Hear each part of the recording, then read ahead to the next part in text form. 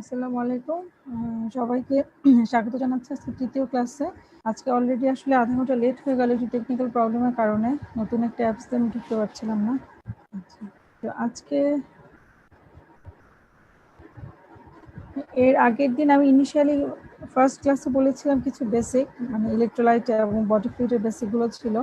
Second ক্লাসে mainly আলোচনা করেছিলাম বিভিন্ন ধরনের বিভিন্ন টাইপসের ফ্লুইড নিয়ে, that means isotonic, hypotonic and hypertonic ফ্লুইডগুলো কি কি আছে, আমরা কি কি ফ্লুইড কমনলি ব্যবহার করি এবং কাকে কোন ফ্লুইড দিব, কোন কন্ডিশনে দিব, সেগুলো নিয়ে কিছু আলোচনা করেছিলাম সেকেন্ড ক্লাসে। আর আজকে বেসিক্যালি যে আমরা যে ইলেকট্রোলাইটসগুলোর অ্যাবনর্মালিটি আমরা ডেইলি লাইফ আমরা মানে ফেস করি, বিশেষ করে ওয়ার্ডে, আইসিইউতে অথবা আমরা যখন মানে পার্সোনাল চেম্বারে বলি, মানে সব জায়গাতে আমরা বিভিন্ন ধরনের ইলেকট্রোলাইট ইমব্যালেন্স পেশেন্ট পেয়ে থাকি। তো সেগুলো কমনলি কী কী সবার আমি গত ক্লাসে শুরু করে দিয়েছিলাম যে কমনলি হচ্ছে আমরা সবচেয়ে বেশি কমন পাই সোডিয়াম ইমব্যালেন্সটা। হ্যাঁ, সোডিয়াম ইমব্যালেন্সটাই বেশি আমাদের কাছে আসে, যেহেতু আমাদের সোডিয়ামটা হচ্ছে এক্সট্রাসেলুলার ফ্লুইডের major component, electrolyte major cation. সোডিয়ামের পরে আসে হচ্ছে পটাশিয়াম, দ্যাট মিনস সোডিয়ামের দুটো প্রবলেম হতে পারে, হাইপো অ্যান্ড হাইপার। সবার ক্ষেত্রে তাই মেজর ইলেকট্রোলাইটগুলো হচ্ছে sodium, potassium, calcium, phosphorus, chloride and magnesium. সবার ক্ষেত্রে একটা কমে যেতে গেলেও প্রবলেম, বেড়ে গেলেও প্রবলেম। এই টপিকসগুলো আমি একটু আগে বলে নিয়েছিলাম যে হাইপোনাইট্রিমিয়াটা একটু জটিল। হাইপোনাইট্রিমিয়ার ক্ষেত্রে আমরা ক্লাসিফিকেশনটা 3ভাবে করেছিলাম, হাইপোভলিমিক, ইউভলিমিক, হাইপারভলিমিক। আজকে এই ডিটেলস আলোচনায় যাব না। এই ক্লাসিফিকেশনগুলো আমরা নেক্সট ক্লাসে, গত ক্লাসে দেখিয়েছিলাম। হ্যাঁ, মানে কেন হাইপোনাইট্রিমিয়া হচ্ছে, কেন হাইপোভলিমিক, ইউভলিমিক, হাইপারভলিমিক বলছে, এগুলো ডিটেলস বলা হয়েছিল। সেকেন্ড আসি যে হাইপোনাইট্রিমিয়ার ক্ষেত্রে আমাদের ম্যানেজমেন্টের প্রবলেম ছিল। হাইপোনাইট্রিমিয়ার একটা জিনিস একটু আমরা মেমোরাইজ করে নিই যে হাইপোনাইট্রিমিয়ার ক্ষেত্রে ক্লিনিক্যাল কী কী প্রেজেন্টেশন নিয়ে আসে পেশেন্ট। কমন প্রেজেন্টেশন হয় নিউরোলজিক্যাল, মানে সোডিয়াম ব্যালেন্স যদি হাইপো বা হাইপার হয় সবার আগে অ্যাফেক্টেড হয় নার্ভ সেল। হ্যাঁ, ব্রেনের সেলগুলোতে প্রবলেম হয়, কখনো সেলুলার ইডিমা হয়, সেলুলার ডিহাইড্রেশন হয়। তো সে কারণে আমরা মেজর ম্যানিফেস্টেশন যে পাই পেশেন্ট আইদার কনসিয়াস লেভেল অল্টারেট নিয়ে আসবে, অথবা যদি সিভিয়ার হাইপারনাইট্রিমিয়া হয় সেক্ষেত্রে পেশেন্ট দেখা যাবে যে কনভালশন নিয়ে আসতে পারে। তো সোডিয়াম ম্যানেজমেন্টটা কিন্তু খুব ভাইটাল আমাদের এখানে। আরেকটা ছিল যে আমরা সোডিয়াম যে হাইপোনাইট্রিমিয়াটা হয় সেটা অ্যাকিউট হতে পারে, ক্রনিক হতে পারে। অ্যাকিউট হাইপোনাইট্রিমিয়াতে পেশেন্ট ইউজুয়ালি সিভিয়ার সিমটম নিয়ে আসে, আর ক্রনিক হাইপোনাইট্রিমিয়ার ক্ষেত্রে অনেক সময় পেশেন্ট দেখা যায় অ্যাডাপ্টেশন করে ফেলে, সেলুলার অ্যাডাপ্টেশন, সেই কারণে সিমটম অতটা নাও থাকতে পারে। তারপরও সিভিয়ার হাইপোনাইট্রিমিয়া হয়ে গেলে ক্রনিকেও কিন্তু patient convulsion, dizziness, out of level of consciousness এগুলো নিয়ে আসতে পারে। ঠিক আছে, তারপর এই ক্লাসিফিকেশনটা আমাদের একটু মনে রাখতে হবে যে এই ক্লাসিফিকেশন আমাদের দরকার হচ্ছে আমরা কাকে কিভাবে কারেকশন দিব। যে মাইল্ড বলছে 130 to 135, ইউজুয়ালি তেমন কোনো সিমটম থাকে না, হয়তো জেনারেলাইজ উইকনেস নিয়ে পেশেন্ট আসতে পারে, তখন আমরা একটা ইলেকট্রোলাইট করতে দিই। কারণ যে কোনো পেশেন্টই যদি একটা মানে কমপ্লেনে বলে যে তার শরীর ভালো লাগছে না, দুর্বল লাগছে, এটাকে আমাদের ইগনোর করার কোনো উপায় নেই। দুর্বল লাগা যদি কোনো পেশেন্ট বলে, বেসিক কিছু ইনভেস্টিগেশন আছে, রুটিন ইনভেস্টিগেশন, যেমন ব্লাড চেক করা, হিমোগ্লোবিনটা দেখা, ইলেকট্রোলাইটটা চেক করা, থাইরয়েড ফাংশন চেক করা, এগুলো রুটিনে একটা মানে চেক আপ করতেই হয়। আর সেক্ষেত্রে দেখা যাচ্ছে যে ইলেকট্রোলাইট করতে গেলে হয়তো পেশেন্ট শুধু বলবে যে দুর্বল লাগছে, তখন দেখা যায় সোডিয়ামটা একটু কম আছে, তখন সেই অনুযায়ী হিস্ট্রি নিয়ে বের করতে হবে সোডিয়ামটা কেন কমলো। এক্ষেত্রে আমরা ওরাল কারেকশন দিতে পারি, যেমন ট্যাবলেট ফর্মে দিতে পারি, টেবল সল্ট দিতে পারি। ঠিক আছে, দেন আসে মডারেট। মডারেট হচ্ছে 125 to 129। এখানে পেশেন্ট নশিয়া বলবে, হেডেক বলবে, ডেলিরিয়াম বলবে, পেশেন্ট কিছু ডিহাইড্রেটেড থাকতে পারে বা ফ্লুইড ওভারলোডেডও থাকতে পারে। সেটা হচ্ছে কোন ধরনের হাইপোনাইট্রিমিয়া তার উপরে। তো এরকম ক্ষেত্রে যদি আমরা পাই, ইউজুয়ালি আমাদেরকে আইভি কারেকশন দিতে হবে। এবং মডারেটে যেহেতু সিমটম খুব বেশি থাকে না, সেক্ষেত্রে আমাদের 3% সোডিয়াম ক্লোরাইড না দিলেও হবে। এখানে আমরা পেশেন্টকে এই লেভেলে ইউজুয়ালি নর্মোস্যালাইন দিয়ে আমরা কারেকশন করতে পারি। তারপরও যদি দেখা যায় যে 125 বা 126 আছে, বাট পেশেন্টের সিভিয়ার নিউরোলজিক্যাল সিমটম আছে, যেমন অ্যাকুট হাইপোনাইট্রিমিয়াতে হয়, তখন আমাদেরকে অবশ্যই হাইপারটনিক সলিউশন বা 3% সোডিয়াম ক্লোরাইড দিয়ে কারেকশনটা শুরু করতে হবে। নেক্সট হচ্ছে সিভিয়ার। সিভিয়ার আমরা ক্যাটাগরাইজ করি লেস দেন 124। 124 এর নিচে যদি চলে আসে, তখন দেখা যায় পেশেন্ট সিভিয়ার সিমটম নিয়ে আসে, অনেক সময় কনভালশন নিয়ে আসে, ডিপ আনকনশাসনেস নিয়ে আসে, তখন আমাদেরকে র্যাপিডলি এটা কারেকশন করতে হয়। আচ্ছা, এখন ম্যানেজমেন্ট ডিপেন্ড করে যে rate of development, severity and presentation of সিমটমের উপর অ্যান্ড আন্ডারলাইং কজ কি ছিল তার উপর। এখন অ্যাকুট হ্যাপোনাইট্রিমে আমরা বলেছিলাম যে লেস দেন 48 আওয়ার্স যদি ডেভেলপ করে, সেক্ষেত্রে আমরা অ্যাকুটের ক্ষেত্রে যদি দেখা যায় সিভিয়ার হ্যাপোনাইট্রিমে আছে, আমরা 3% দিব।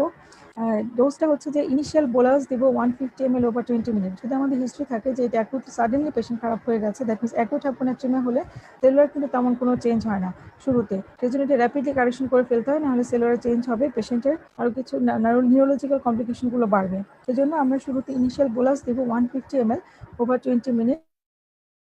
তারপর আমরা কিছুক্ষণ ওয়েট করে 1 ঘন্টা পর ইলেকট্রোলাইট পাঠাবো। যদি দেখি যে পেশেন্টের নিউরোলজিক্যাল সিমটম এবং ইলেকট্রোলাইটে খুব বেশি পরিবর্তন না হয়নি, সেক্ষেত্রে আমরা 24 আওয়ার্সে 2 বার বা 3 বার 150 ml করে 3% সোডিয়াম ক্লোরাইডটা রিপিট করতে পারি ইন কেস অফ অ্যাকুট হাইপোনাট্রিমিয়ার ক্ষেত্রে। এখন এগুলোটা আমরা 150 ml ওভার 1 আওয়ারে দিতে পারি। 1 আওয়ারে আমরা যদি আইসিইউতে থাকি, সেক্ষেত্রে আমরা সিরিঞ্জ পাম্প ইউজ করে দিতে পারি 50 ml পার আওয়ার, 150 ml 15 সিরিঞ্জে দিতে পারি। আর যদি আইসিইউ না হয়, সেক্ষেত্রে আমরা মাইক্রোবুলেট সেট ইউজ করে খুব স্লোলি আমরা এটা কারেকশন করতে পারি।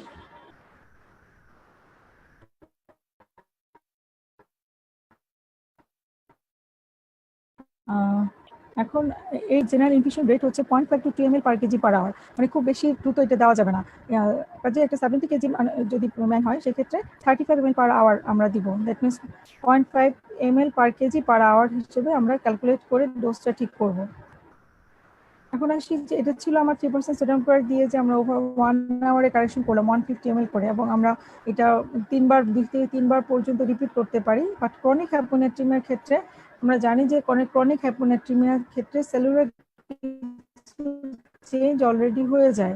যেমন এই ছবিটাতে দেখিয়েছিলাম যে যখন অ্যাকুট হাইপোনাট্রিমিয়া হয়, অ্যাকুট হাইপোনাট্রিমিয়া মানে কি, এক্সট্রাসেলুলার স্পেসে সোডিয়ামটা কম মানে কি ওইখানকার অসমোলারিটিটা কমে গেছে, এক্সট্রাসেলুলার স্পেসে অসমোলারিটিটা কম, তো দেখা যাচ্ছে যে সেলের ভিতরে পানি ঢুকে যাচ্ছে, কিন্তু তখনও সেলের ভিতরে পানি ঢুকে গিয়ে হঠাৎ করে সেরেব্রাল ইডিমা হতে পারে, মানে যেহেতু অ্যাকুট হ্যাপোনাট্রিমিয়া, এই জন্য আমাদেরকে এটা র্যাপিড কারেকশন করে ফেলতে হবে, সেরেব্রাল ইডিমা হতে দেওয়া যাবে না। বাট যদি ক্রনিক হ্যাপোনাট্রিমিয়া হয়, মানে আস্তে আস্তে করে সোডিয়ামটা কমছে এক্সট্রাসেলুলার ফ্লুইড থেকে, এক্সট্রাসেলুলার স্পেস থেকে, তো আস্তে আস্তে করে কমছে, তো সেই অনুযায়ী অসমোলারিটিটা বাইরে যা থাকে, বাইরে যখন সোডিয়ামটা কমে যায়, এক্সট্রাসেলুলার স্পেসে অসমোলারিটিটা কমে যায়, তখন কি হয়, সেলের ভিতর থেকে সোলিউটগুলো বের হয়ে এক্সট্রাসেলুলার স্পেসে চলে আসে এই অসমোলারিটিটাকে নিউট্রাল করার জন্য। তো আস্তে আস্তে যেহেতু এটা অ্যাডাপ্টেশনটা হয়, সে কারণে এখানে সেলুলার খুব বেশি চেঞ্জ হয় না। তো এই অবস্থায় যেহেতু সেলুলার অ্যাডাপ্টেশন হয়ে যায় অনেকদিন ধরে অ্যাপোনেট্রিমে থাকার কারণে, এখানে যদি আমরা র্যাপিডলি কারেকশন করি মানে কি, এখানে আমরা অনেক বেশি মাত্রা হ্যাপারটনিক ফ্লুইড দিচ্ছি, 3% সেরকম করতে হাইপারটনিক, তো অনেক বেশি মাত্রায় হাইপারটনিক ফ্লুইড দিলে যেটা হবে, যদি অ্যাকুটলি দেই, ক্রনিকের ক্ষেত্রে যদি একটু দ্রুত কারেকশন করি, সেক্ষেত্রে সেলের ভিতর থেকে যেহেতু হাইপারটনিক ফ্লুইড দিচ্ছি, এক্সট্রাসেলুলার স্পেসে অসমোলারিটি বেড়ে গেল। তো এখন যেহেতু সেলের অ্যাডাপ্টেশন হয়ে আছে, সেলের ভিতরে কিন্তু সেলটা কিন্তু ফোলা নাই, এখন যদি সেল থেকে পানিটা বের হয়ে আসে এই হাই অসমোলারিটিটাকে নিউট্রাল করার জন্য, তাহলে কি হবে, সেলুলার শ্রিঙ্কেজ হবে। শ্রিঙ্কেজ হতে গেলে একসময় দেখা যাবে যেহেতু এটা নার্ভ সেলে বেশি চেঞ্জ হয়, সেলটা মাইলিন শিট থেকে ডিটাচড হয়ে যাবে, দ্যাট মিনস ডিমাইলিনেশন হয়ে যাবে। সেলটা তো চুপসে যাচ্ছে, চুপসে গিয়ে সে আর মাইলিন শিট থেকে লেগে থাকতে পারবে না। এই জন্য আমরা কন্টেন্ট ডিমাইলিনেশন পাই, যেটাকে বলা হয় যে ক্রনিক হ্যাপোনাট্রিমিয়ার ক্ষেত্রে, যেখানে অলরেডি সেলুলার একটা চেঞ্জ হয়ে আছে, বডি অ্যাডাপ্টেশন করে নিয়েছে, সেখানে যদি খুব র্যাপিডলি আমরা সোডিয়ামটা দিয়ে কারেকশন করি, সেক্ষেত্রে র্যাপিডলি এখানে অসমোলারিটিটা বেড়ে যায় এবং সেল থেকে পানি বের হয়ে আসে, সেলুলার শ্রিঙ্কেজ হয়। এই কারণে আমরা অ্যাকুট হাইপোনাট্রিমিয়া র্যাপিডলি দিব, কারণ এখানে তো অলরেডি সেল ফুলে আছে, আমরা চাই এখান থেকে পানিটা বের হয়ে আসুক, বাট ক্রনিকে কিন্তু সেলটা ফুলে নাই, এই জন্য আমরা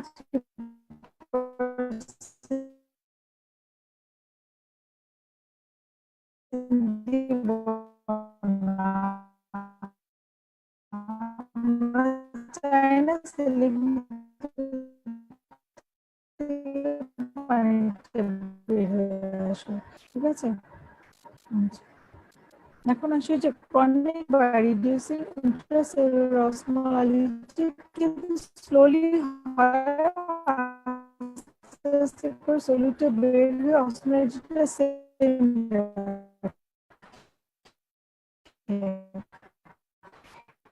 If we use hyperosmolarity তো এই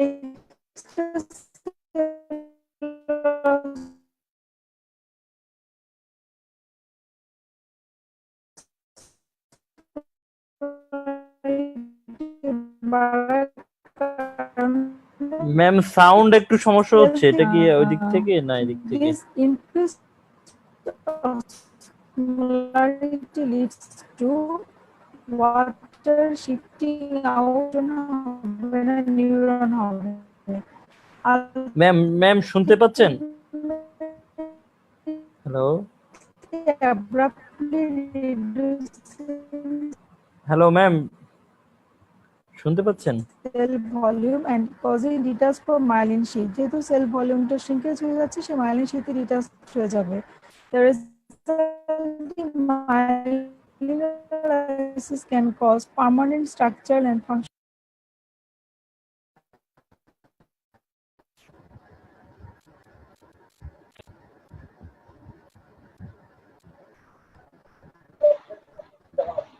ম্যাডাম এর মনে হয় কারেকশনে একটু প্রবলেম হচ্ছে।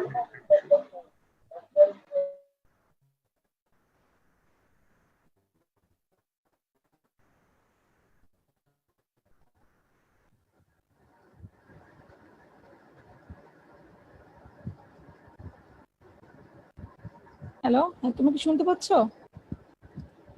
হ্যালো হ্যালো ম্যাম, হ্যাঁ হ্যালো ম্যাম। শুনতে পাচ্ছ? ম্যাম মাঝখানে একটু সাউন্ড ঝামেলা করতেছিল। জি এখন শোনা শুনতে যাচ্ছে। পাচ্ছ? আচ্ছা ঠিক আছে। জি জি এখন শোনা যাচ্ছে।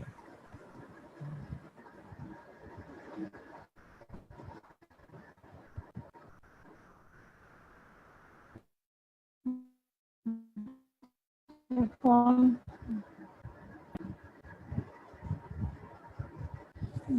ঝামেলা।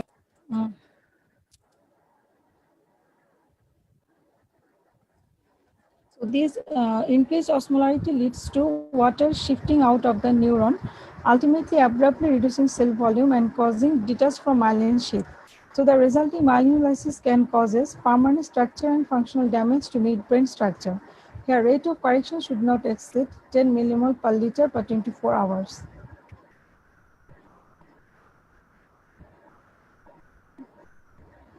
Treatment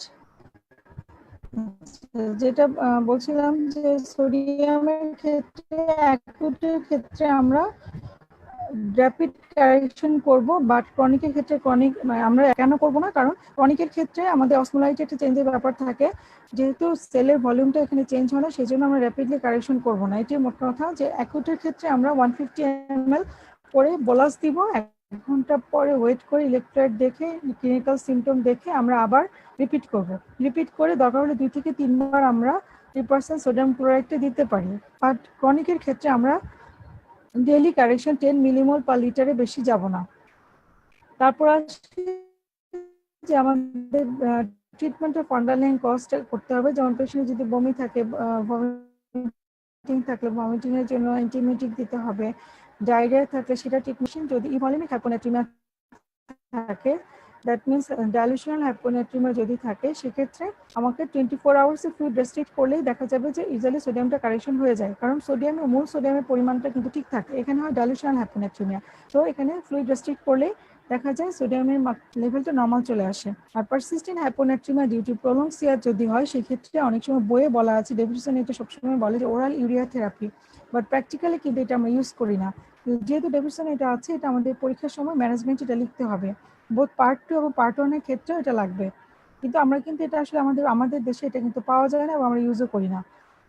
বাট এখানে বলা আছে সিআইডি ট্রিটমেন্টের মধ্যে যে পারসিস্টেন্ট হাইপোনাট্রিমিয়া থাকলে আমরা ওরাল ইউরিয়া দিতে পারি সলিউটের পরিমাণটা বাড়ানোর জন্য। এটাও হাইপার অসমোলার, তো এটা হলে কি হবে, ইউরিনে দিয়ে ওয়াটারটা এক্সক্রিশন করে সে নিয়ে যাবে, সে কারণে যে কারণে ভলিউমটা বেশি, ভলিউমটা রিডিউস হবে। তারপর আসি যে আরেকটা ছিল oral vasopressin receptor antagonist suggest tolvaptan. এটা আমাদের ডেফিনেশনে আছে, কিন্তু বাংলাদেশে এটা আমাদের ইউজ করা হয় না, তবে দেশের বাইরে টলভেপটানের ইউজ আছে। অ্যান্ড আরেকটা কারণ হচ্ছে হাইপার ভলিউমিক হাইপোনাট্রিমিয়া।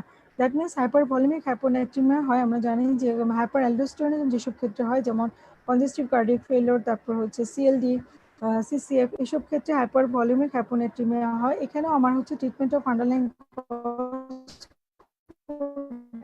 হবে, ফ্লুইড রেস্ট্রিক্ট করতে হবে অ্যান্ড ডায়োটিক্স দিতে হবে। যদিও হাইপোনাট্রিমিয়া, বাট আমরা যদি কারণটা জানি যেটা হাইপারভলিমিক হাইপোনাট্রিমিয়া, তাহলে সেক্ষেত্রে আমরা ডায়োটিক ইউজ করতে পারি। আর সেকেন্ডারি হাইপারঅ্যালডোস্টেরনিজমের ক্ষেত্রে, বিশেষ করে সিএলডির ক্ষেত্রে আমরা পটাশিয়াম স্প্যারিং ডায়োটিক্স ইউজ করবো, দ্যাট মিনস স্পারনোলেকটিন ইউজ করবো। আচ্ছা, কতটুকু সোডিয়াম থাকে? যেমন 0.9% সোডিয়াম ক্লোরাইড মানে নর্মাল স্যালাইনে সোডিয়ামের মাত্রা থাকে 1 লিটারে 154 milli equivalent per litre, and 3% sodium ক্লোরাইডে থাকে 513 মিলি ইকুইভ্যালেন্ট পার লিটার। কাজে সেই অনুযায়ী আমাদের সোডিয়াম ডেফিসিটটা কত সেটা বের করে আমরা নর্মাল স্যালাইন অথবা 3% দিয়ে কারেকশনটা হিসাব করতে পারি। এখন সোডিয়াম ডেফিসিটে কিভাবে বের করব? সোডিয়াম ডেফিসিটে বের করবো এই ফর্মুলাটা দিয়ে। এই ফর্মুলাটা সিএমডিটি আছে, যেটা কারেন্ট মেডিকেল ডায়াগনোসিস যে বইটা আছে ওটাতে আছে। এখানে সোডিয়াম ডেফিসিট বের করবো আমরা total body water plus desired sodium minus actual sodium. এখানে বডি ওয়েট আসবে ইনটু বডি ওয়েট। হ্যাঁ, যেমন এখানে body weight into total body water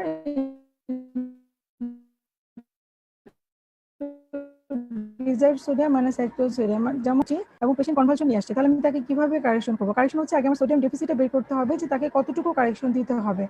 যেমন এখানে 70 কেজি বডি ওয়েট, এর সাথে আমি টোটাল বডি ওয়াটার, আমরা জানি একটা মানুষের শরীরে তার 50% বডি ওয়াটার থাকে, তো 50%কে এখানে আমি মানে অঙ্ক করার জন্য বলছি যে 70 into 0.5 that is 50% of body weight. And desired sodium হচ্ছে আমার 130 পর্যন্ত আমি কারেকশন করতে চাই, এবং অ্যাকচুয়াল সোডিয়াম হচ্ছে 120, মানে যেটা হচ্ছে দেওয়া আছে পেশেন্টের। সেক্ষেত্রে আমরা এটি হিসাব করে আসি যে এই পেশেন্টের ক্ষেত্রে বডি ডেফিসিট হচ্ছে 350 মিলিগ্রাম পার লিটার। কাজে 350 আমাকে এখানে কারেকশন করতে হবে।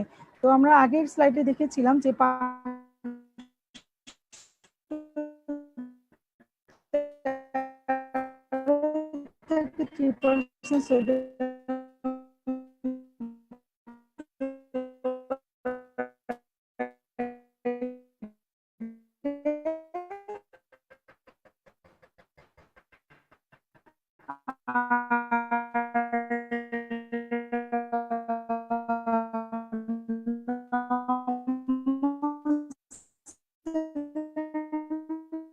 থেকে 154 মিলি ইকুইভ্যালেন্ট পার লিটার। ওই লসটা হাইপারন্যাট্রিমিয়া আমরা জানি যে হাইপারন্যাট্রিমিয়া ইউজুয়ালি এলডারলি পেশেন্টের ক্ষেত্রে অনেক কমন।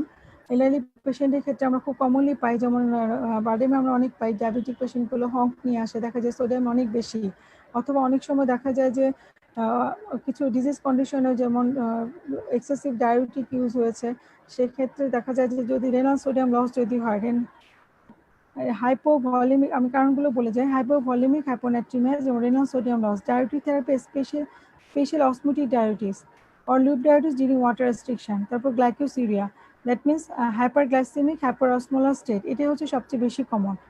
ঠিক আছে, তারপর GI loss, skin sodium loss, excessive sweating, and ইউভলিমিক আমরা জানি যেমন ডায়াবেটিস ইনসিপিটাস, তারপর হাইপারভলিমিক এন্টারাল parental feeding, intravenous oral salt administration, chronic kidney disease.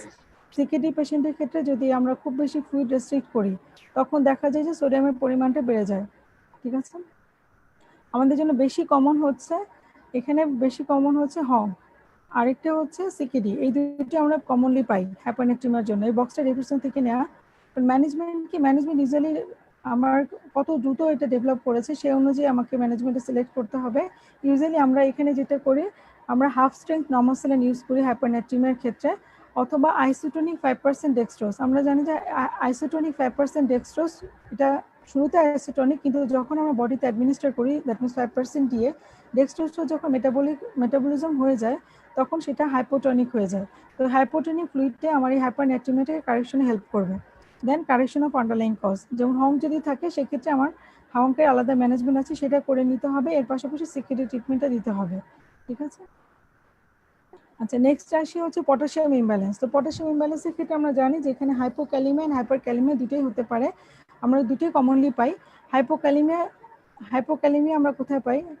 একটা হচ্ছে যে হাইপোক্যালিমিয়া পড়ার আগে আমরা একটু পটাশিয়ামটা একটু বলে নিই। পটাশিয়ামটা অ্যাকচুয়ালি মেজর ইন্ট্রাসেলুলার ক্যাটায়ন। হ্যাঁ, পটাশিয়ামটা যেরকম আমরা জানি সোডিয়ামটা থাকে এক্সট্রাসেলুলার স্পেসে, সোডিয়ামের পরিমাণটা বেশি থাকে, এবং পটাশিয়ামটা বেশি থাকে হচ্ছে সেলের ভিতরে পটাশিয়ামের পরিমাণটা সবচেয়ে বেশি থাকে। এবং পটাশিয়ামটা বেশি রিলেটেড হচ্ছে, যেহেতু পটাশিয়াম ইমব্যালেন্স হলে খুব সহজে মানে মানে হাইপোক্যালেমিয়া বা হাইপারক্যালেমিয়া যাই হোক না কেন, সবার আগে কার্ডিয়াক ম্যানিফেস্টেশনটা আমাদের খেয়াল রাখতে হয়। ঠিক আছে, নর্মাল পটাশিয়াম লেভেল হচ্ছে 3.5 to 5 per liter, 3.5 থেকে 5 এই লেভেলটা আমরা মনে রাখবো। নেক্সট আসি যে মোস্ট মেটাবলিজমের মাধ্যমে তৈরি হয় বা হচ্ছে আমরা যে খাবারের মাধ্যমে পটাশিয়াম ট্রিট করি, সেটা ম্যাক্সিমামটা এক্সপ্রেশন হয় কিডনি দিয়ে। এছাড়াও পটাশিয়াম ইমব্যালেন্স বা পটাশিয়াম ব্যালেন্সটা মেনটেন করে বডিতে কয়েকটা পাম্পের মাধ্যমে। একটা হচ্ছে sodium potassium pump, renal regulation আর পিএইচ লেভেল দিয়ে। এই ছবিটা আমরা, এটা একটু সহজ ছবি, অনেকবার আমরা দেখেছি রিভিশনে আছে, যে পটাশিয়াম যখন আমরা খাবো মানে পটাশিয়াম ইনটেক করব, প্লাজমা পটাশিয়াম বেড়ে গেলে অ্যালডোস্টেরনকে সে স্টিমুলেশন দিবে, মানে অ্যাড্রিনাল গ্ল্যান্ডকে স্টিমুলেশন দিবে। অ্যাড্রিনাল গ্ল্যান্ডকে স্টিমুলেশন দেওয়ার কারণে অ্যালডোস্টেরন সিক্রেশন হবে। তো অ্যালডোস্টেরনের কাজ হচ্ছে সোডিয়াম রিটেনশন করা, পটাশিয়ামটা বের করে দেওয়া। কাজে হাইপার অ্যালডোস্টেরনিজম যখন থাকে তখন কি হয়, যেমন সিএলডি পেশেন্টের ক্ষেত্রে, সিকেটি পেশেন্টের ক্ষেত্রে, সিসিএফ এর পেশেন্টের ক্ষেত্রে, তখন অ্যালডোস্টেরন লেভেলটা বেশি থাকার কারণে দেখা যায় যে বডিতে সোডিয়াম রিটেনশন হচ্ছে। তো সোডিয়াম রিটেনশন হচ্ছে বাট পটাশিয়াম পরিমাণটা কমে যাচ্ছে। পটাশিয়াম কমে যাচ্ছে দেখে দেখা যায় আমরা এখানে স্পাইনোলেকট্রনটি ইউজ করি।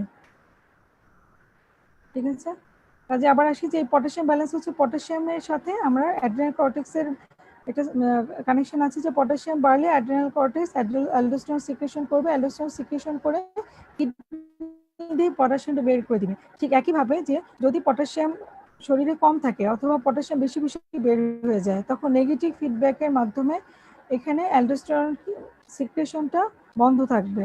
অ্যালডোস্টেরন সিক্রেশন যদি বন্ধ থাকে তাহলে বডি থেকে আর পটাশিয়ামটা বের হতে পারবে না। ঠিক আছে, নেক্সট সোডিয়াম পটাশিয়াম পাম্প, এটা আমাদের বহু প্রচলিত পাম্প। এই পাম্পটা অনেক কাজ করে, এখন আমি বেসিকে যাব না। ইউজুয়ালি মেইন কাজ হচ্ছে pump sodium out of cell, মানে এই পাম্পের মেইন কাজ হচ্ছে সে সোডিয়ামটাকে সেল থেকে বের করে এক্সট্রা সেলুলার ফ্লুইডে দেয়। দ্যাট মিনস হচ্ছে যে বডি এবং সেল এবং এক্সট্রা সেলুলার স্পেসের মধ্যে ইলেকট্রিকের ব্যালেন্সটা ঠিক রাখে সোডিয়াম পটাশিয়াম পাম্প। তারপর রেনাল রেগুলেশনটা আমি আগে বললাম যে পটাশিয়াম লেভেল বাড়লে অ্যালডোস্টেরন হরমোনের মাধ্যমে দেখা যায় যে রেনাল লসটা বাড়ে। ঠিক আছে, এবং নেগেটিভ ফিডব্যাক কিভাবে আসে ছবিটার মাধ্যমে দেখানো হয়েছে। আচ্ছা, এখন আসি যে আরেকটা কথা, আরেকটা পাম্প কাজ করে হাইড্রোজেন পটাশিয়াম পাম্প সেলের মধ্যে, মানে বডিতে এক্সট্রা সেলুলার স্পেসে অ্যাসিডের মাত্রাটা বেশি, পরিমাণটা যখন বেশি থাকবে এই হাইড্রোজেন আয়ন কি করবে, সেল কখনোই কোনো কিছু ইমব্যালেন্স বডি নিতে পারে না। তো যখন এক্সট্রা সেলুলার স্পেসে হাইড্রোজেনের পরিমাণটা বেশি থাকবে, এই হাইড্রোজেন আয়ন পটাশিয়াম সেলের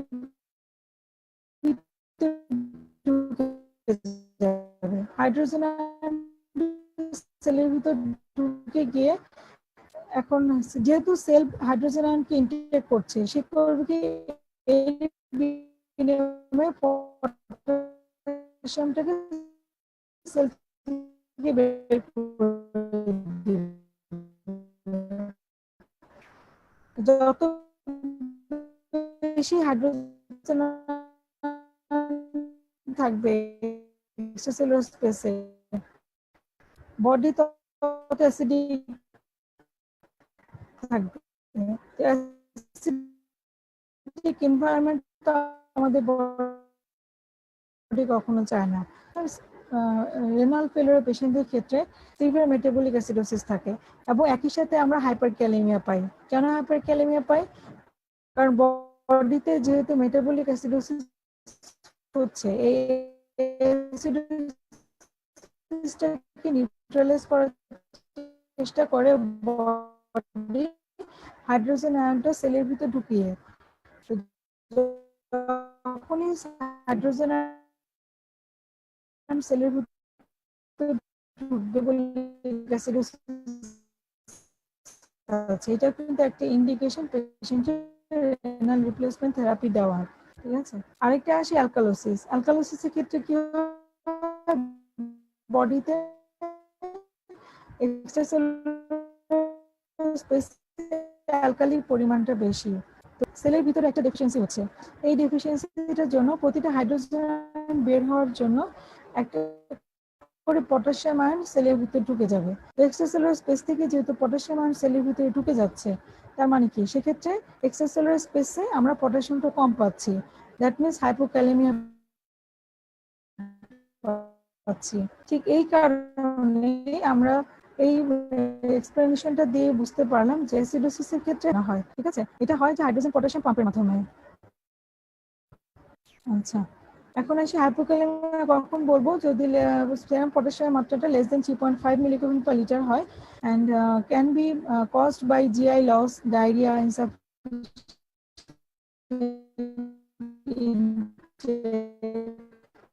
অথবা নন পটাশিয়াম স্পেয়ারিং ডায়েট কাজে হাইপোক্যালেমিয়া হয়। হাইপোক্যালেমিয়া আরো কিছু কারণ আছে, এখানে কিছু ডিটেলস কারণ দেওয়া আছে, এগুলো আমরা একটু অনেক অনেকে জানি, বক্সে পড়েছে, যেমন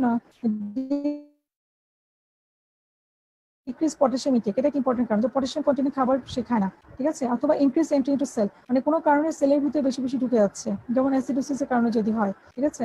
আরেকটা হচ্ছে ইনক্রিজ অ্যাভেলেবিলিটি অফ ইনসুলিন। আমরা জানি যে হাইড্রোজেন পটাশিয়াম পাম্পের সাথে ইনসুলিনও আমাদের পটাশিয়ামটাকে সেলের ভিতরে ঢুকিয়ে দেয়। সেজন্য দেখা যায় যে যদি কোনো কারণে হাই ডোজ ইনসুলিন পায় পেশেন্ট, যেমন অনেক সময় আমরা আইসিইউতে ইউজ করি বা ক্রিটিক্যালি ইল পেশেন্টদের ক্ষেত্রে হাই ব্লাড সুগার থাকলে আমাদেরকে আইভি ইনসুলিন ইউজ করতে হয়, যেমন ডায়াবেটিক গ্লাইসেমিয়া থাকলে আইভি ইনসুলিন ইউজ করি। তো যখন আমরা আইভি ইনসুলিন ইউজ করব, আইভি ইনসুলিন যখন ইউজ করবো এক্সট্রাসেলুলার স্পেসে ইনসুলিনের পরিমাণটা বেশি থাকবে। তো ইনসুলিন সেলের ভিতরে পটাশিয়ামকে ঢুকাতে সাহায্য করে, তো বেশি ইনসুলিন সেলের ভিতরে পটাশিয়াম ঢুকিয়ে দিচ্ছে, এক্সট্রাসেলুলার স্পেসে পটাশিয়ামের পরিমাণটা কমে যাচ্ছে। সো আমরা হাইপোক্যালেমিয়া পেতে পারি এসব ক্ষেত্রে আর কি, ঠিক আছে। তারপর আসে জিআই লসটা বেশি important, that means vomiting, diarrhoea, laxative abuse, ঠিক আছে। তারপর আসি increase urinal loss. Urinal loss হচ্ছে ডায়াবেটিস, তারপর mineralocorticoid excess, renal tubular acidosis, hypomagnesaemia and amphotericin B, মানে ড্রাগের সাইড ইফেক্টও কিন্তু হাইপোক্যালেমিয়া হয়। দেন ইনক্রিজেস ওয়েট লস, মানে এক্সেসিভ সোয়েটিং যদি হয়, তারপর ডায়ালিসিসের সময় অনেক সময় অনেক বেশি পটাশিয়াম বের হয়ে যায়, তারপর প্লাজমাফেরেসিস। এই কারণগুলো ডিটেলসে বলা আছে কি কি কারণে বডি থেকে পটাশিয়ামটা লস হয়। কারণ হাইপোক্যালেমিয়া হলে কি কি সিমটম পাবো, ইউজুয়ালি পটাশিয়াম লেভেল যদি 3 উপরে থাকে, 3 এর উপরে থাকলে ইউজুয়ালি অ্যাসিম্পটোমেটিক থাকে, বাট একইভাবে পেশেন্ট উইকনেস নিয়ে আসতে পারে, উইকনেস, টায়ার্ডনেস। আর 3 এর নিচে সিভিয়ার হাইপোক্যালেমিয়া থাকলে আমরা ইসিজি চেঞ্জ পাবো, ইসিজি চেঞ্জ ভেন্ট্রাল অ্যাক্টিভিটি পেতে পারি, অ্যারিথমিয়া পেতে পারি। এছাড়া আমরা হাইপোক্যালেমিয়াতে ইউএফ পাই, ঠিক আছে। ইসিজি পিকচারটা আমি লিখেছিলাম, কিন্তু এখানে ডিস্টার্বের কারণে আমি ওই স্লাইডটা মানে ওই এটা ইয়াদ করতে পারি নাই আজকে, ডাউনলোড হয়েছিল কিন্তু করতে পারি নাই। তারপর আসি যে পটাশিয়াম কমে গেলে কমন ফিচারগুলো হচ্ছে muscular weakness, tiredness, severe hypokalaemia হলে কার্ডিয়াক সিমটম থাকে, অ্যান্ড আরেকটা খুব কমনলি পাই প্যারালাইটিক আইলিয়াস, ঠিক আছে। প্যারালাইটিক আইলিয়াস আরেকটা হচ্ছে রেনাল টিউবুলার ড্যামেজ, মানে যখন পটাশিয়ামটা কম থাকে, এটাকে আমরা বলি অ্যাকুয়া ডায়াবেটিক ইনসিপিটাস। পটাশিয়াম যখন কম থাকে তখন দেখা যায় এক্সেসিভ ডায়াবেটিস হয়, হাইপোক্যালেমিয়ার কারণে ডায়াবেটিস হয়, ঠিক আছে। এই হচ্ছে আমার হাইপোক্যালেমিয়া ক্লিনিক্যাল ফিচার। এটা মনে রাখার জন্য একটা মেনোমিক দেওয়া আছে, এটা হচ্ছে সাকশন মনে রাখবো কি, স্কেলেটাল মাসেল উইকনেস। যেমন হাইপোক্যালেমিয়া থেকে আমরা হাইপোক্যালেমিক পিরিয়ডিক প্যারালাইসিস পাই, মানে হাইপোক্যালেমিক পেশেন্ট দেখা যাচ্ছে যে হঠাৎ করে পেশেন্ট কোয়াড্রিপ্যারালাইসিস নিয়ে আসছে বা লোয়ার লিম্ব উইকনেস নিয়ে আসছে, ঠিক আছে, প্যারাপ্লেজিয়া নিয়ে আসছে। তখন আমরা দেখা গেলো যে অন্য কোনো হিস্ট্রির সাথে মিলে না, স্ট্রোকের মতো ফিচার নাই, কোনো স্পাইনাল কর্ডে কোনো প্রবলেম নাই। তো এইসব পেশেন্টকে রুটিন দিয়ে আমরা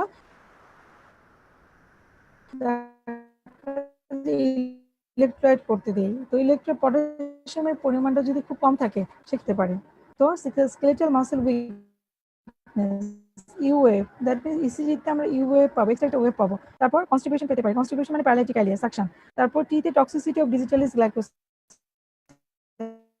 মানে পেশেন্ট যদি ডিগক্সিন পায় সেক্ষেত্রে ডিগক্সিন টক্সিসিটি ডেভেলপ করতে পারে। তারপর অ্যারিথমিয়া থাকে, তো আই দিয়ে হচ্ছে ইরেগুলার উইক পালস। তারপর হচ্ছে অর্থোস্টেটিক হাইপোটেনশন অ্যান্ড নামনেস, মানে প্যারাস্থেশিয়া নিয়ে আসতে পারে। কাজে সাকশন দিয়ে আমরা হাইপোক্যালেমিয়ার ফিচারগুলো মনে রাখতে পারি। তারপর ম্যানেজমেন্ট, হাইপোক্যালেমিয়া ম্যানেজমেন্ট হচ্ছে depends on the rate of development. Cardiac ও নিউরোমাসকুলার কমপ্লিকেশন থাকলে আমাকে দ্রুত পটাশিয়ামটা কারেকশন করতে হবে, এবং বেশিরভাগ অনেক ক্ষেত্রে দেখা যায় হাইপোক্যালেমিয়া এন্ড হাইপোম্যাগনেসিয়ামিয়া একই সাথে অ্যাসোসিয়েটেড থাকে। সেক্ষেত্রে যদি ম্যাগনেসিয়ামটা কারেকশন না করি, পটাশিয়ামটা কিন্তু কারেকশন হতে চায় না। সো আমরা একটা পেশেন্ট ইলেকট্রোলাইট ইমব্যালেন্স থাকলে আদার ইলেকট্রোলাইট গুলো সার্চ করতে হবে। এর বেশিরভাগ ক্ষেত্রে দেখা যাচ্ছে ইলেকট্রোলাইট ইমব্যালেন্সের ক্ষেত্রে ভমিটিং বা ডায়রিয়া একটা ইম্পর্টেন্ট কারণ। তো ভমিটিং আর ডায়রিয়া যখন আসে তখন দেখা যায় যে সবগুলো ইলেকট্রোলাইট ইমব্যালেন্স হয় বা সিভিয়ার ম্যালনিউট্রিশনের পেশেন্ট অনেকদিন খেতে পাচ্ছে না, তার ক্ষেত্রে দেখা যায় যে সবগুলো ইলেকট্রোলাইট ইমব্যালেন্স হতে পারে। সে কারণে আমাকে আর আমরা যদি হাইপোক্যালিমিয়া হাইপোম্যাগনেসিয়াম একসাথে পাই সেক্ষেত্রে ম্যাগনেসিয়ামটা অবশ্যই কারেকশন করতে হবে, কারণ ম্যাগনেসিয়াম কারেকশন না করা পর্যন্ত দেখা যাবে পটাশিয়ামটা কারেকশন হবে না। সো আমরা ম্যানেজমেন্ট কি দিতে পারি যে ডায়েটারি ইনটেক পটাশিয়াম বাড়াতে পারি। তো পটাশিয়াম কিভাবে ডায়েটারি থেকে বাড়ে, যেমন আমাদের ভেজিটেবলস এর মধ্যে থাকে, তারপর সবজির মধ্যে টমেটোতে পটাশিয়াম বেশি থাকে, তারপর আমরা রাইপ ব্যানানা পাকা কলা খেতে বলি, ডাব ওয়াটার খেতে বলি, মানে পটাশিয়াম কন্টেনিং খাবারগুলো পেশেন্টকে আমরা খেতে বলি। তারপর ওরাল পটাশিয়াম সাপ্লিমেন্ট, ওরাল আমরা সিরাপ ফর্মে দিতে পারি, ট্যাবলেট ফর্মে দিতে পারি। তো ওরাল পটাশিয়াম সাপ্লিমেন্টে অবশ্যই আফটার মিল দিতে হবে, কারণ এটা জিআই ইরিটেশন করে, ঠিক আছে। আমরা এনপিও রেখে পেশেন্টকে এনপিও থাকলে ওরাল পটাশিয়াম, ঠিক আছে। তারপর এমল থাকে। তো আইভি পটাশিয়ামটা আমরা ইউজুয়ালি দুইভাবে দিতে পারি। একটা হচ্ছে যদি আমাকে cardiac symptom severe hypokalaemia with cardiac manifestation নিয়ে আসছে, সেক্ষেত্রে এটা আমাকে rapid Kashi potassium, that means যদি 40 মিলিমোলের বেশি কারেকশন লাগে সেক্ষেত্রে আমাকে অবশ্যই সেন্ট্রাল ভেনাস লাইন করে দিতে হবে, কারণ হাই ডাইলিউশনের পটাশিয়াম আমরা পেরিফেরাল লাইন দিয়ে ইউজ করতে পারি না, সেক্ষেত্রে কিছু প্রবলেম হয়। হ্যাঁ, আচ্ছা, পটাশিয়ামের ক্ষেত্রে আমরা দুইভাবে দিতে পারি। একটা হচ্ছে যে নর্মাল স্যালাইনের সাথে ডাইলুট করে দিতে পারি। আমরা ইউজুয়ালি 500 ml এর সাথে 1 ampoule ডাইলুট করি, আর 1 লিটার সাথে 2 ampoule ডাইলুট করে আমরা আর যদি হচ্ছে 40 মিলিমোল বা 80 সেন্ট্রাল ভেনাস লাইন করে দিতে পারি। এবং পটাশিয়াম কারেকশন করার সময় অবশ্যই পেশেন্টকে মনিটর করতে হবে, দ্যাট মিনস ইসিজি মনিটর করতে হবে, ঠিক আছে। আচ্ছা, এখন আসি IV potassium replacement. IV usually আমরা রেট 10 to 20 মিলিগ্রাম পার আওয়ারে কারেকশন করবো। এবং একটা কথা মনে রাখতে হবে, never give IV push potassium, মানে একদম পুশ করে র্যাপিড পুশ করা যাবে না, সেক্ষেত্রে কিন্তু patient sudden cardiac arrest develop করবে। আচ্ছা, নেক্সট আসি পটাশিয়াম হলো মানে হাইপোক্যালিমিয়া, আমাদের হাইপোক্যালিমিয়াতে কার্ডিয়াক ম্যানিফেস্টেশন হয়, দ্যাট মিন্স অ্যারিথমিয়া হয়, অ্যারিথমিয়া আলটিমেটলি কার্ডিয়াক অ্যারেস্ট হতে পারে। তো হাইপোক্যালিমিয়ার ক্ষেত্রে আমরা ইউজুয়ালি কারেকশনটা কিভাবে দেব, 3 পয়েন্ট। মাইল্ড হাইপোক্যালিমিয়া থাকলে ওরাল কারেকশন দিতে পারি বা ফ্রুটস খাবারের মাধ্যমে দিতে পারি। আর সিভিয়ার হাইপোক্যালিমিয়া থাকলে আমরা যদি র্যাপিডলি কারেকশন করতে হয়, দ্যাট মিন্স কার্ডিয়াক ম্যানিফেস্টেশন যদি থাকে, সেক্ষেত্রে 40 মিলিমোলের বেশি হলে আমাকে সেন্ট্রাল ভেনাস লাইন দিয়ে দিতে হবে। আর যদি 40 মিলিমোলের চেয়ে কম রেটে কারেকশন করি, সেক্ষেত্রে আমরা ফ্লুইডের সাথে ডাইলিউট করে আইভি পটাশিয়ামটা কারেকশন করতে পারি, ঠিক আছে। এখন আসি হাইপারক্যালিমিয়া। সো হাইপারক্যালিমিয়া আমরা কখন বলবো, আমরা জানি নর্মাল রেঞ্জ হচ্ছে 3.5 থেকে 5.5। তো সেরাম পটাশিয়াম যদি মোর দেন 5 থাকে সেক্ষেত্রে আমরা হাইপারক্যালিমিয়া বলবো। বাট হাইপারক্যালিমিয়াটা একটু লেস কমন দেন হাইপোক্যালিমিয়া। হাইপারক্যালিমিয়াটা বেশি পাই ইউজুয়ালি আমরা রেনাল ফেলিওর পেশেন্টের ক্ষেত্রে, ঠিক আছে। রেনাল ফেলিওর যদি থাকে, সিকিডি পেশেন্টের ক্ষেত্রে হাইপারক্যালিমিয়াটা খুব কমন, ঠিক আছে। That means cause by alter kidney function, increase intake, মানে অতিরিক্ত পটাশিয়াম ওভার কারেকশন করে ফেলছি আমরা। হাইপোক্যালিমিয়া নিয়ে আসছিল, অনেক বেশি পটাশিয়াম তাকে ইনফিউশন করে ফেলছি, অনেক বেশি পটাশিয়াম তাকে খাওয়াই ফেলছি। অথবা পেশেন্ট যদি পটাশিয়াম স্প্যারিং ডায়াবেটিস অনেক দিন ধরে ইউজ করে, যেমন স্পাইরোলেকটন, তাকে দেওয়া হয়েছিল 1 মাস, সে দিনের পর দিন ইউজ করেই যাচ্ছে। এই পটাশিয়াম স্প্যারিং ডায়াবেটিসের কারণে দেখা যায় যে হাইপারক্যালিমিয়াটা ডেভেলপ করে। তো সবচেয়ে বেশি কমন হচ্ছে ক্রনিক কিডনি ডিজিজ। হাইপারক্যালিমিয়ার ক্ষেত্রে আমরা কি কি পেতে পারি, বিশেষ করে এগুলো যেহেতু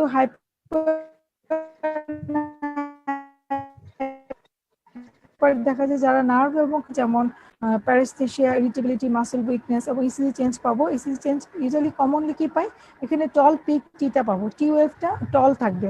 তারপর আলটিমেটলি গেপ জাংশন ব্র্যাডিকার্ডিয়া হয়, ইরেগুলার পালস থাকে, হাইপোটেনশন থাকে, এবং ডিঅক্সিন টক্সিসিটি থাকে, নশিয়া, অ্যাবডোমিনাল ক্রেম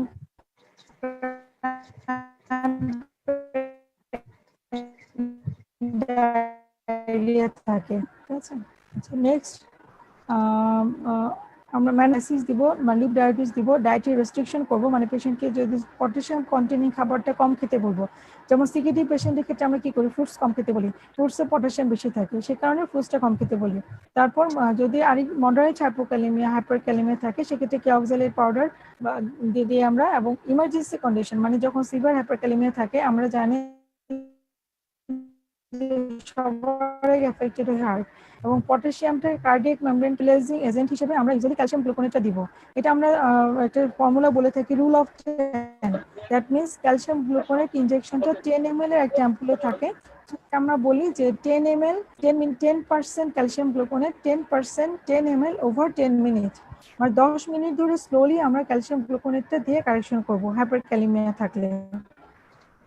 আচ্ছা, যে পটাশিয়াম গেল, সোডিয়াম গেল, সোডিয়াম হাইপোনাট্রিমিয়া পড়লাম আমরা। পটাশিয়ামের ক্ষেত্রে হাইপারক্যালেমিয়া পড়লাম। সো ম্যানেজমেন্টে দেখলাম এটা খুবই কমন ম্যানেজমেন্ট, যে হাইপোক্যালেমিয়া মানে পটাশিয়াম কম থাকলে পটাশিয়াম কারেকশন দিব, ওরাল কারেকশন হতে পারে, আইভি কারেকশন হতে পারে। আর হাইপারক্যালেমিয়া মানে কি, পটাশিয়াম বেশি আছে, মেইন কারেকশনটা হচ্ছে আন্ডারলাইন কজ কারেকশন, কেন পটাশিয়ামটা বাড়ছে সেই কারণটা কারেকশন করতে হবে। এবং হাইপারক্যালেমিয়ার ক্ষেত্রে যেহেতু মেইন প্রবলেমটা হয় কার্ডিয়াক মেমব্রেন স্টেবিলাইজেশন করতে হয়, মানে অ্যারিথমিয়া হওয়ার চান্স থাকে, কার্ডিয়াক অ্যারেস্ট হওয়ার চান্স থাকে, সেই জন্য ক্যালসিয়াম গ্লুকোনেটটা ফার্স্ট দিতে হবে। একটা ম্যানেজমেন্ট ক্যালসিয়াম গ্লুকোনেট দিব। আরেকটা আমরা জানি যে হাইপারক্যালেমিয়ার ক্ষেত্রে ইনসুলিন দিব আমরা, দিব। এটা উদ্দেশ্য হচ্ছে যে যখন আমরা ইনসুলিনটা আইভি ফর্মে দিব, ইনসুলিনটা আইভি দিলে এই ইনসুলিনটা পটাশিয়ামটাকে সেলের ভিতরে ঢুকাতে সাহায্য করবে। কাজে হাইপারক্যালেমিয়ার ম্যানেজমেন্টটা আমাদেরকে খুব ভালোভাবে পারতে হবে। ডেফিনিশন খুব সুন্দর করে বলা আছে, এটা আমাদেরকে মুখস্থ হবে, এটা সারা জীবন কাজে। ম্যাগনেসিয়ামটা মেইনলি আমরা গাইনি ওয়ার্ডে অনেকবার ইউজ করছি। যে ম্যাগনেসিয়ামের ক্ষেত্রে প্রথমে এফেক্টেড হয় ব্রেন, মানে ম্যাগনেসিয়াম যদি কমে যায় সেক্ষেত্রে ফার্স্ট ম্যানিফেস্টেশন হয়, দেখা যায় যে পেশেন্ট কনভালশন নিয়ে আসে, ঠিক আছে, কনভালশন নিয়ে আসে, মাসেল উইকনেস নিয়ে আসে। কারণ ম্যাগনেসিয়াম একটা ইম্পর্টেন্ট ইলেকট্রোলাইট যেটা মাসেল কন্ট্রাকশনটাকে রেগুলেট করে অ্যান্ড কার্ডিওভাস্কুলার সিস্টেম ফাংশনেও হেল্প করে, ঠিক আছে।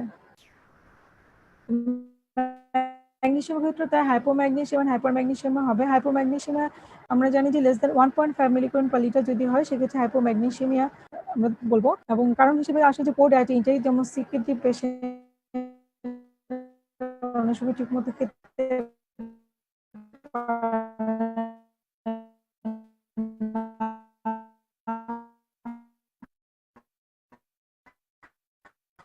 অথবা জিআই ট্র্যাক্টে কোনো কোলনের কোনো একটা অংশ কাটা হয়ে পড়ে, মানে অপারেশন করে ফেলে দিতে হয়েছে, ইরিটেবল বাউল সিনড্রোম বা ইনফ্লামেটরি বাউল সিনড্রোম যাদের থাকে, ডায়রিয়া প্রিডমিনেন্ট থাকে,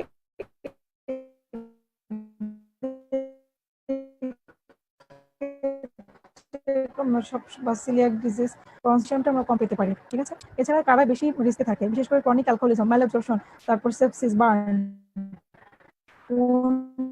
ব্লিডিং, ডিব্রাইডমেন্ট, এসব ক্ষেত্রে দেখা যায় ম্যাগনেসিয়ামটা লস হয়। ম্যাগনেসিয়াম লস হলে ফার্স্ট ম্যানিফেস্টেশন হবে নার্ভাস সিস্টেমের ম্যানিফেস্টেশনটা আমরা সবার আগে পাবো।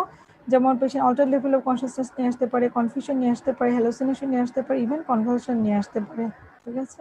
আর পেশেন্ট কমপ্লেন করতে পারে যে পেশেন্ট তার স্ট্রেসগুলো আমরা এক্সাইটেড পাবো, তারপর টিটানি নিয়ে আসতে পারে, বস্টেক টর্চার সাইন নিয়ে আসতে পারে। এগুলো অবশ্যই ক্যালসিয়াম কমে গেলে আমরা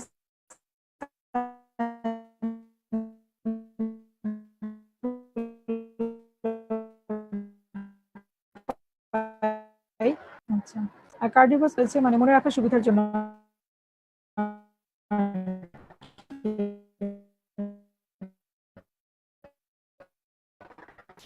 ম্যানেজমেন্ট হচ্ছে ইউজুয়ালি ডায়েটারি সোডিয়ামের মধ্যে ম্যাগনেসিয়াম বেশি থাকে। আর যদি সিভিয়ার থাকে, যেমন পেশেন্ট যদি কনভার্সন নিয়ে আসে এবং অথবা সাথে অ্যাসোসিয়েটেড হাইপোম্যাগনেসিয়ামের সাথে সিভিয়ার হাইপোক্যালেমিয়া আছে, তখন আমরা আইভি ফর্মে ম্যাগনেসিয়ামটা দিব। আমাদের দেশে ন্যালেপসিন এমআই পাওয়া যায়, আগে ম্যাক্সাল ইউজ করা হতো, ম্যাক্সাল ডাইলুট করে আয়ন দেওয়া হতো, এটা অনেক ঝামেলা। এখন ন্যালেপসিন পাওয়া যায় 100 ml বোতলে 4 গ্রাম থাকে, ইউজুয়ালি আমরা সিভিয়ার ফর্মে বিডি ডোজে ন্যালিপসিনটা অনেক সময় ইউজ করি, অথবা সিঙ্গেল 1.5 বা 1.8 হলে সিঙ্গেল ডোজ দিয়ে আবার একটা ম্যাগনেসিয়াম লেভেল পাঠিয়ে তারপর আমরা দিই। এই যে ম্যাগনেসিয়ামটা দেওয়ার পরে অনেক কিছু হতে পারে, যেমন কিছু সাইড ইফেক্ট হয়, যেমন হঠাৎ করে বিপি কমে যেতে পারে, পেশেন্টের টেন্ডন রিফ্লেক্সগুলো দেখা যায় পেশেন্টের হাইপো রিফ্লেক্সে ডেভেলপ করতে পারে এবং হাইপোম্যাগনেসিয়ামে হয়ে যেতে পারে, হাইপার ম্যাগনেসিয়াম হতে পারে। হাইপার ম্যাগনেসিয়াম হলে সেক্ষেত্রে আবার নার্ভাস সিস্টেম ইনভলভমেন্ট হয়। সে কারণে ম্যাগনেসিয়ামটা খুব ওভার কারেকশন করা যাবে না, এটা মনিটর করে করে কারেকশন করতে হবে। এবং ম্যাগনেসিয়াম দেওয়ার পর আমাদেরকে cardiac status, that means heart rate দেখতে হবে, ব্লাড প্রেশার দেখতে হবে এবং কনশাস লেভেলটা অ্যাসেস করতে হবে। ম্যাগনেসিয়াম সালফেট ইনফিউশন করার পর অবশ্যই কার্ডিয়াক মনিটরিংটা আমাদের জন্য ম্যান্ডেটরি, ঠিক আছে, কারণ মেইন সাইড ইফেক্ট হচ্ছে হাইপোটেনশন করে এবং রেসপিরেটরি ডিস্ট্রেস করে, ঠিক আছে। আচ্ছা, ম্যাগনেসিয়াম হাইপার ম্যাগনেসিয়াম হলে কি হয়, হাইপার ম্যাগনেসিয়াম কখন বলবো, মোর দেন 2.5 ইউজুয়ালি কমন না, তারপরে দেখা যায় যে রেনাল ফেলিওর পেশেন্টের ক্ষেত্রে আমরা হাইপার ম্যাগনেসিয়ামে পেতে পারি, অথবা এডিসন ডিজিজ, আনট্রিটেড ডিকে, অ্যাড্রেনোকর্টিক ইনসাফিসিয়েন্সিতে পেতে পারি। আরেকটা হচ্ছে আইট্রোজেনিক, মানে হাইপোম্যাগনেসিয়ামিয়া ছিল, আমরা হাইপার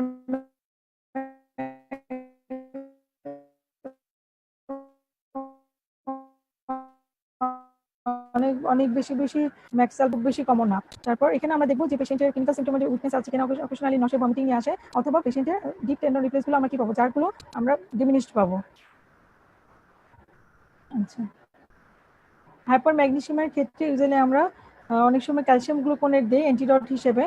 আর যদি রেসপিরেটরি ডিপ্রেশন থাকে ম্যানেজমেন্টের মধ্যে, সেক্ষেত্রে মেকানিক্যাল ভেন্টিলেশন দিয়ে আমরা রেসপিরেটরি ডিপ্রেশনটা ম্যানেজ করতে পারি। কারণ দেখা যায় যে ম্যাগনেসিয়ামের কারণে পেশেন্টের মাসেল উইকনেসের কারণে পেশেন্ট শ্বাস নিতে পারে না, অনেকটা দেখা যায় জিভের মধ্যে ফিচার আছে, পেশেন্ট শ্বাস নিতে পারছে না। তো এইসব ক্ষেত্রে আসলে মেকানিক্যাল ভেন্টিলেশন দেওয়া ছাড়া কোনো উপায় থাকে না, ঠিক আছে, সিভিয়ার ফর্মে যদি হাইপার ম্যাগনেসিয়ামিয়া হয়, অথবা আমরা হেমোডায়ালিসিস দিয়েও ম্যাগনেসিয়ামটাকে ম্যানেজ করতে পারি, ঠিক আছে। তারপর সেই ক্যালসিয়াম আমাদের আরো একটা গুরুত্বপূর্ণ ইলেকট্রোলাইট হচ্ছে ক্যালসিয়াম। তো ক্যালসিয়ামটা কোথায় কোথায় থাকে আমরা জানি, সবাই জানি যে বোনসে ক্ষেত্রে 99% ক্যালসিয়াম থাকে, 1% সেরামে থাকে অ্যান্ড সফট টিস্যুতে থাকে। সেরামে যেটা থাকে সেটাই আমরা সেরাম ক্যালসিয়াম হিসেবে আইডেন্টিফাই করি, ঠিক আছে। ইউজুয়ালি সেল মেমব্রেন পারমেবিলিটিতে ক্যালসিয়ামটা মেইনলি ইউজ হয়, এছাড়া কার্ডিয়াক মাসেল কন্ট্রাকশন ইউজ হয়, কন্ট্রাকশনে কাজ করে and participate in blood clotting. আমরা জানি ক্যালসিয়াম একটা ইম্পর্টেন্ট ক্লটিং ফ্যাক্টর। ক্যালসিয়াম রেগুলেশনটা মানে ডিটেলস বলবো না, ক্যালসিয়ামের ক্ষেত্রে ডেফিসিয়েন্সিতে চলে যাই, দ্যাট মিনস হাইপোক্যালসিমিয়া। হাইপোক্যালসিমিয়া যদি serum calcium less than 8.9 milligram per dL থাকে and ionised calcium level less than 4.5 milligram per dL যদি হয়, হাইপোক্যালসিমিয়ার ক্ষেত্রে আমরা জানি যে ক্যালসিয়াম লেভেলটা অ্যালবুমিনের সাথে বাইন্ডিংস করে থাকে, সেজন্য আমরা যখন ক্যালসিয়াম লেভেলটা কম পাবো সাথে সাথে অ্যালবুমিন লেভেলটা করতে হবে, এবং অ্যালবুমিন লেভেলটা করে আমাকে কারেক্টেড ক্যালসিয়ামটা বের করতে হবে। কারেক্টেড ক্যালসিয়ামটা যদি কম থাকে সেটাকে আমরা অ্যাকচুয়ালি হাইপোক্যালসিমিয়া বলবো। শুরুতে হাইপোক্যালসিমিয়া কমেন্ট করার আগে আমাদেরকে অবশ্যই অ্যালবুমিন লেভেলটা চেক করে নিতে হবে, ঠিক আছে। তো hypocalcaemia caused by inadequate intake, malabsorption, pancreatitis, thyroid or parathyroid surgery, loop diabetes and low magnesium level, ঠিক আছে। ক্লিনিক্যাল ফিচার কি আসে, যে নিউরোমাসকুলার, যেমন anxiety, confusion, irritability, muscle twitching, paraesthesia. Patient দেখা যাবে যে বলবে যে হাত পা ঝিঝি ধরে আছে, মুখ নাড়াতে পারছে না, টিটানি নিয়ে আসতে পারে। এবং ক্যালসিয়াম যেহেতু আমাদের বোন মিনারেলসে একটা ইম্পর্টেন্ট বোনস স্ট্রাকচার গঠনে হেল্প করে, সে কারণে হাইপোক্যালসিয়াম হলে অনেক সময় দেখা যায় আমরা বিএমডি করে দেখে যে বোনের ডেন্সিটি কমে গেছে, তাহলে লো ট্রমা ফ্র্যাকচার নিয়ে আসতে পারে, ঠিক আছে। তারপর ম্যানেজমেন্ট ইউজুয়ালি আমরা ক্যালসিয়াম গ্লুকোনেট দিব যদি সিভিয়ার হাইপোক্যালসিমিয়া থাকে, অথবা ওরাল কারেকশন দিতে পারি। এবং ক্যালসিয়াম গ্লুকোনেট দেওয়ার সময় অবশ্যই আমাদেরকে কার্ডিয়াক মনিটর করে দিতে হবে। ওরাল আর আইভি ক্যালসিয়াম রিপ্লেসমেন্ট দিতে পারি। তো আইভি ক্যালসিয়াম দেওয়ার সময় আমাদেরকে খুব স্লোলি, যেটা আগে বলেছিলাম যে রুল অফ 10টা ফলো করতে হবে। 10% calcium gluconate 10 ml over 10 minute ধরে আমরা ক্যালসিয়ামটা সাপ্লিমেন্টটা ইউজ করব, ঠিক আছে। এখন আসে হাইপার ক্যালসিমিয়া যদি সেরাম ক্যালসিয়াম লেভেল মোর দেন 10 থাকে, ইউজুয়ালি আমরা জানি যে ক্যান্সারের ক্ষেত্রে আসে টিউমার লাইসিস সিনড্রোম, যেটা বলি টিউমার লাইসিস সিনড্রোমে দেখা যায় অনেক ক্ষেত্রে আমরা হাইপার ক্যালসিমিয়া পাই, তারপর হাইপার প্যারাথাইরয়েডিজমে পাই, ঠিক আছে। হাইপার প্যারাথাইরয়েডিজমের ক্লাসিফিকেশনগুলো অনেকগুলো আছে, প্রাইমারি, সেকেন্ডারি, টার্সিয়ারি। এবং সিকিটির ক্ষেত্রে ইউজুয়ালি আমরা হাইপার ক্যালসিমিয়াটা পেয়ে থাকি, মানে টার্সিয়ারি হাইপার প্যারাথাইরয়েডিজমটা পাই আর কি। তো এটা আলাদা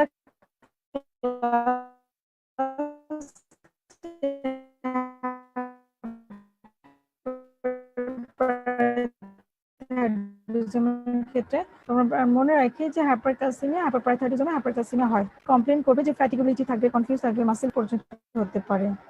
দেন polyuria, renal calculi, renal failure. ঠিক আছে, এটা কি বলছে? এটা বলছে actually hypercalcaemia, that means more than 10 যদি থাকে। তো হাইপারক্যালসিমিয়া সাইড ইফেক্টকে আরেকবার বলি, একটা হচ্ছে fatigue, confusion, muscle weakness, bradycardia, anorexia, nausea, vomiting, decrease bowel sound, constipation, polyuria, renal calculi, renal failure. তারপর সে management if asymptomatic then treat underlying cause. হ্যাঁ, হাইপারক্যালসিমিয়া ইউজুয়ালি আমরা জানি যে হাইপারক্যালসিমিয়া ক্ষেত্রে আমাকে হাইড্রেশন, মানে হাইড্রেশনটা এখানে বেশি ইম্পর্টেন্ট।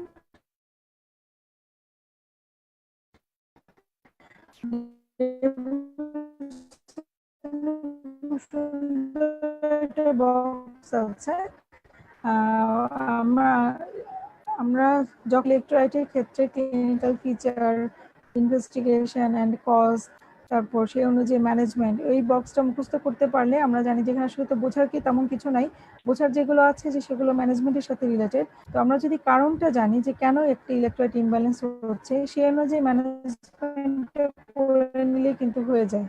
বেসিক্যালি যদি একটা জিনিস মনে রাখি যে আন্ডারলাইন কজ, হ্যাঁ, তবে পরীক্ষার সময় কিন্তু আন্ডারলাইন কজ লেখা যাবে না। আন্ডারলাইন কজ ম্যানেজমেন্ট করতে হয়, আন্ডারলাইন কজে কি ম্যানেজমেন্ট দিব সেটা বলে দিতে হবে যদি ম্যানেজমেন্ট চাই আর কি। ঠিক আছে, তো হাইপারক্যালসিয়ামের ক্ষেত্রে ইউজুয়ালি হাইড্রেশনটা ইম্পর্টেন্ট, হাইড্রেশনটা মেনটেন করতে হবে। দেন লুপ ডায়াবেটিস আমরা ফুসেমাইড ইউজ করি অ্যান্ড স্টেরয়েড দিই, হ্যাঁ, কর্টিকোস্টেরয়েড দিই। তারপর সে ফসফরাসটা মেইনলি আমরা দেখতে হয় ইউজুয়ালি যখন রেনাল ইম্পেয়ারমেন্ট থাকে, সেক্ষেত্রে আমরা ফসফেট লেভেলটা দেখি। ফসফেট লেভেল ইউজুয়ালি কত থাকে, বিভিন্ন ইউনিট ইউজ করা হয়। তো ফসফেট কোথায় কমে, হাইপোফসফেটিমিয়া কোথায় হয় আর হাইপারফসফেটিমিয়া কোথায় হয়? ফসফেট লেভেল ইউজুয়ালি কমে হচ্ছে যে রেসপিরেটরি যদি থাকে hyperventilation, insulin release, malabsorption, diabetes, DK, elevated parathyroid hormone level and extensive burn. Main কারণ হচ্ছে ম্যালঅ্যাবজর্পশন। হ্যাঁ, হাইপোফসফেটিমিয়া মেইন কারণ ম্যালঅ্যাবজর্পশন। আদার কিছু আছে যেমন ডায়াবেটিস, ডিকে যদি হয় সেক্ষেত্রে আমরা হাইপোফসফেটিমিয়া পেতে পারি, অথবা এক্সটেন্সিভ বার্ন। তো ফসফেট এটা ইম্পর্টেন্ট, কারণ আমাদের কি আমরা জানি যে ফসফেটটা মেইনলি ইউজ হয় এটিপি তৈরির ক্ষেত্রে। এটিপি মানে আমাদের বডির যদি এনার্জি আসে, তো এটিপিতে মেইন কম্পোনেন্ট কি ফসফেট। কাজেই যদি ফসফেটটা কম থাকে তাহলে প্রেজেন্ট করবে জেনারেলাইজ উইকনেস নিয়ে।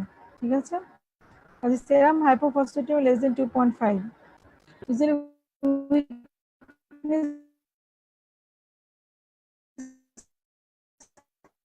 আসবে, মাসল উইকনেস থাকবে, সিএনএস সিম্পটম থাকতে পারে, কার্ডিয়াক হাইপোটেনশন থাকতে পারে, haematological haemolytic anaemia, easy bleeding, infection. সব ইলেকট্রোলাইট করা ফসফেট লেভেলটা করে দেখি, দেখা যাচ্ছে যে ফসফেট লেভেলটা কম আছে। সো এখানে আমাদের ডায়েটারি সাপ্লিমেন্টের মাধ্যমে ফসফেট লেভেলটা বাড়াতে হবে। তো ফসফেট কিন্তু রেসপিরেটরি মাসেলের ক্ষেত্রে খুব ইম্পর্টেন্ট একটা ফ্যাক্টর।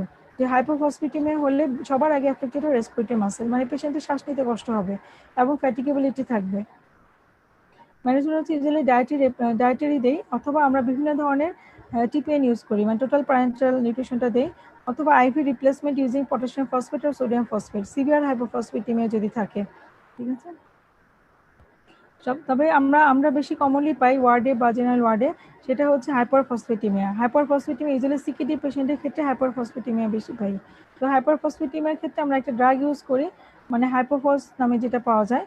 তো হাইপারফসফেটিমিয়ার ক্লিনিক্যাল ম্যানিফেস্টেশন এখানে একটা মেনোমিক দিয়ে দেখানো হয়েছে মনে রাখার জন্য আর কি। Chemo, that means cardiac irregularity, hyperreflexia, eating poorly, muscle weakness, oliguria. Oliguria এটা মনে রাখার জন্য যে যেহেতু সিকিডি পেশেন্টের ক্ষেত্রে হাইপারফসফেটিমিয়া থাকে, এই মেনোমিকটা হচ্ছে মনে রাখার জন্য যে cardiac chemo, cardiac irregularity, hyperreflexia, eating poorly, muscle weakness, oliguria.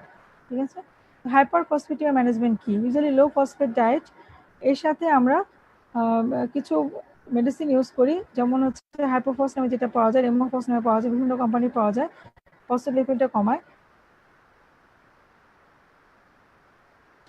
and to treat underlying cause of respiratory acidosis or DKA, IV saline for severe hyperphosphatemia in patient with good kidney function. মানে এখানে হাইড্রেশনটা maintain করতে হবে যখন phosphate লেভেলটা আমরা বেশি পাবো। Chloride আলাদা করে বলার কিছু নাই, যেসব কারণে সোডিয়ামটা কমে balance. So chloride and sodium একসাথে যেসব কারণে, যেমন ডায়রিয়া, ভমিটিং, যেসব কারণে আমরা হাইপোনেট্রিমিয়া পাই, সেটা এর সাথে ক্লোরাইডটাও রিলেটেড। হ্যাঁ, এটা আলাদা করে আসলে আমরা পড়ি না, এটা আমি স্কিপ করে যাচ্ছি।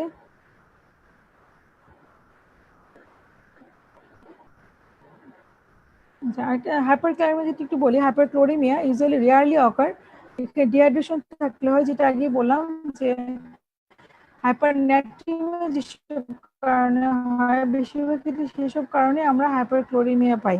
আলাদা করে আসলে হাইপারক্লোরিমিয়াটাই কমন। আর এখানে আমরা জানি ক্লোরাইড লেভেলের সাথে মেটাবলিক অ্যাসিডোসিস থাকতে পারে, পেশেন্টের কোস্টাল ব্রিদিং থাকতে পারে, উইকনেস থাকতে পারে, এবং হাইপারন্যাট্রিমিয়া থাকবে। যেহেতু ক্লোরাইড বেশি, অবভিয়াসলি সোডিয়ামও বেশি থাকবে। সেক্ষেত্রে পেশেন্ট হচ্ছে অ্যাজিটেশন, ট্যাকিকার্ডিয়া, হাইপারটেনশন, ইডিমা নিয়ে প্রেজেন্ট করতে পারে। আমাদের মেইন হচ্ছে আন্ডারলাইন কজটা কারেকশন করতে হবে, মানে যেহেতু যেমন সিকিডি পেশেন্ট, সিকিডি ট্রিটমেন্ট দিতে হবে, ডিহাইড্রেশন হয়েছে, ফ্লুইড ব্যালেন্সটা ঠিক রাখতে হবে, তারপর ইলেকট্রোলাইট এন্ড অ্যাসিড বেস ব্যালেন্সটা ঠিক রাখতে হবে। এবং এক্ষেত্রে আইভি ফ্লুইডটা আমরা ইউজ করি, আইভি ল্যাকটেট অথবা রিঙ্গার সলিউশনটা আমরা এখানে ইউজ করতে পারি। ঠিক আছে, আচ্ছা নেক্সট আসি, যে মোটামুটি আমার সবগুলি হয়ে গেল। আজকের ক্লাসটা আসলে অনেকক্ষণ কারণে, তারপর নেটওয়ার্কটা ডিস্টার্ব করছে, এখনো মনে একটু ডিস্টার্ব করছে, তো সেই জন্য আজকে ক্লাসটা খুব একটা ভালো মনে হয়নি। তারপর আমি একটু বলি, এটা আসলে ডিটেলস করার কিছু নাই, সেকেন্ড ক্লাসটা বেশি ইম্পর্টেন্ট ছিল, যেখানে আইসোটনিক, হাইপারটনিক ফ্লুইডগুলো যেগুলো অন্য জায়গায় আসলে ওইভাবে গোছানো নাই, আমি অনেক কষ্ট করে এটা গোছানোর চেষ্টা করেছিলাম, সেই ক্লাসটা একটু কাজে লাগিয়ে পড়াটা পড়িয়েছি। এটা আমাদের ডেফিনিশনের ইলেকট্রোলাইট চ্যাপ্টারে ইলেকট্রোলাইট পোর্শনটুকু খুব সুন্দর করে আছে। আমরা যখন ইলেকট্রোলাইট বডি ফ্লুইডটা পড়া শুরু করি, শুরুর দিকে দেখা যায় বডি ফ্লুইডে অনেকগুলো পেজ আছে, যেখানে হচ্ছে আমাদের লুপোফ্রেন্ডলি দিয়ে অনেকগুলো mechanism, renal excretion, renal mechanism দেওয়া, বডি ফ্লুইড, ওয়াটার ব্যালেন্স দেওয়া। তো এই কয়েকটা চ্যাপ্টার পড়তে গিয়ে দেখা যায় বেশিরভাগ ক্ষেত্রে আমরা টায়ার্ড হয়ে যাই, আলটিমেট ইলেকট্রোলাইট পোর্শনে ঢোকা কম হয়। তো আমরা যদি পড়ার সময় একটু রিভার্স ওয়েতে পড়ি, যেমন ইলেকট্রোলাইট দিয়ে যদি পড়াটা শুরু করি, মানে সোডিয়ামটা বাদ দিয়ে যদি পড়ি, সোডিয়ামের মধ্যে অনেক ঝামেলা আছে, আমরা যদি পটাশিয়াম, ফসফেট, ক্যালসিয়াম এগুলো আগে পড়ি, তাহলে মনে হবে অনেক পড়া হয়ে গেছে। তারপর যদি সোডিয়ামটা পড়ি, সেক্ষেত্রে মনে হবে যে না, চ্যাপ্টারটা পড়া হলো। কাজে আজকের ক্লাসটা যদি আমার নেটওয়ার্ক ডিস্টার্ব যেহেতু ভালো হলো না, তাহলে আমি একটু বলবো যে আমরা ডেফিনিশন বক্সগুলো যদি পড়ে নিই, সেক্ষেত্রে আশা করি আমাদের পড়াটা হয়ে যাবে। ঠিক আছে, কারণ ম্যাক্সিমাম ডেফিনিশন বক্সগুলো থেকেই পড়ানোর চেষ্টা করছি, এখানে আসলে বোঝানোর কিছু নাই। তাই আমি সবাইকে বলবো যে আপনারা সবাই দয়া করে ইলেকট্রিক চ্যাপ্টারটা ডেফিনিশন থেকেই পড়বেন, যেহেতু পার্ট 1 বা পার্ট 2 থাকতে পারে, ডেফিনিশনের বক্সগুলো পড়লে আশা করি কভার হয়ে যাবে। ঠিক আছে, তো লাস্ট আমি আজ শেষ করে দিচ্ছি 2 মিনিটের মধ্যে। যেমন এটা আমি গত ক্লাসে দেখেছিলাম যে চয়েস অফ ফ্লুইডটা কি দিব, মানে কাকে কি কারেকশন দিব। কাজে সামারিতে আসি, চয়েস অফ ফ্লুইডটা অলওয়েজ ইন্ডিভিজুয়ালাইজড। দ্যাট মিনস আমার যেই ইলেকট্রোলাইট ইমব্যালেন্সটা হয়েছে, সেই ইলেকট্রোলাইট ইমব্যালেন্সটা কারেকশন করতে গেলে আমাকে যে ধরনের ফ্লুইড ইউজ করতে হবে তাকে সেটাই দিতে হবে। যেমন সোডিয়াম যদি কম থাকে, আমরা নর্মাল স্যালাইন দিব। যদি অ্যাকুট হাইপোনাট্রিমিয়া থাকে, আমি 3% সোডিয়াম ক্লোরাইড দিব। আর পটাশিয়াম যদি কম থাকে, আমি পটাশিয়াম কন্টিনিউ ফ্লুইডটা বেশি দিব, যেমন হার্টসল, কলেরা স্যালাইন। ঠিক আছে, আবার যদি হাইপারন্যাট্রিমিয়া থাকে, তাহলে আমার কি করতে হবে, হাইপারন্যাট্রিমিয়া সোডিয়াম কন্টিনিউ ফ্লুইড দেওয়া যাবে না, এখানে আমাদেরকে হাফ স্ট্রেংথ ফ্লুইড দিতে হবে। তারপর আবার আসি, যেমন হাইপার ক্যালিমিয়া আছে, তো হাইপার ক্যালিমিয়া থাকলে আমরা কি করি, ক্যালিমিয়া থাকলে ডেক্সট্রোজ কন্টিনিউ ফ্লুইডের সাথে আমরা ইনসুলিন আইভি দেই। ঠিক আছে, যাতে সোডিয়ামটা সেলের ভিতরে, পটাশিয়ামটা সেলের ভিতরে ঢুকে যায়। কাজে তারপর আবার ম্যাগনেসিয়াম যখন কম, তখন আমরা ন্যালিপসিন দিচ্ছি। কাজে কাকে কি ফ্লুইড দেবো, এই choice of fluid always individualised and it depends on clinical scenario and underlying cause. Clinical scenario মানে যেমন অ্যাকুট হাইপোনাট্রিমিয়া, বাট পেশেন্টের তেমন সাইন সিমটম নাই, সেক্ষেত্রে হয়তো 3% সোডিয়াম ক্লোরাইড নাও লাগতে পারে। কাজে ক্লিনিক্যাল সিনারিওর সাথে মিলিয়ে আমাদেরকে ফ্লুইডটা অ্যাডজাস্ট করতে হবে। ঠিক আছে, এটা একটু সহজ একটা হিসাব আবার একটু বলি, যে 55 years old man admitted in surgery ward with subacute intestinal obstruction. He was a known case of diabetes mellitus and hypertension. Electrolyte report shows sodium 123, potassium 2.4. You have to give infusion as patient was kept NPO. So এখানে দেখাচ্ছে যে সোডিয়ামটা 123, পটাশিয়ামটা 2.4। এখন আমি এখানে কি ধরনের fluid দিব। ঠিক আছে, আবার পেশেন্টকে এনপিও থাকবে, যেহেতু তাকে নিউট্রিশনও দিতে হবে। সো এখানে আমরা কি দিব, এখানে যেহেতু ডিএ দিব না, ডিএ দিব না, কারণ পেশেন্টে হাইপোক্যালিমিয়া আছে, ডিএ মানে ডেক্সট্রোজ কন্টিনিউ ফ্লুইড দিলে ডেক্সট্রোজ আরও পটাশিয়ামটা সেলের ভিতরে ঢুকিয়ে যাবে। এছাড়া পেশেন্টের ডায়াবেটিস আছে, দেখা যাবে যে ব্লাড সুগারটা আনকন্ট্রোল হয়ে যাবে, এটা আরও ঝামেলা আছে। এবং নর্মাল, যেহেতু সোডিয়ামও কম পটাশিয়ামও কম, কাজে এনপিও রাখতে হলে আমার এখানে নর্মাল স্যালাইন অ্যান্ড হার্টম্যান সলিউশনটা ফার্স্ট চয়েস। এখন পেশেন্টে এনপিও আছে, তার তো নিউট্রিশন লাগবে। নিউট্রিশনের জন্য কি দিব, আমরা সাথে ডেক্সট্রোজ কন্টিনিউ ফুড দিতে পারি, যেমন ডিএনএস দিতে পারি। ডিএনএস 1 লিটারের সাথে আমরা নিউট্রালাইজিং ডোজে ইনসুলিন দিতে পারি, যেমন 1 লিটারের সাথে 10 ইউনিট শর্ট রেটিং ইনসুলিন আমরা দিতে পারি।